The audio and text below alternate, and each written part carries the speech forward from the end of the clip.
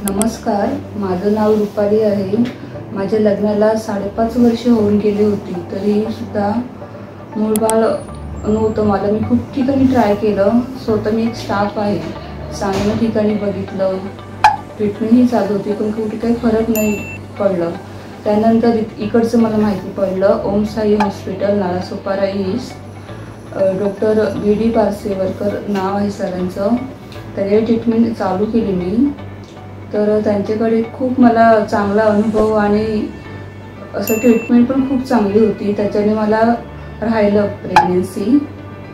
Staff पण चांगला आहे आणि सर तर खूपच चांगले आहेत, चांगलं समजावून सांगतात, ट्रीटमेंट पण खूप चांगली प्रकारे त्यांनी ट्रीटमेंट हँडल केली।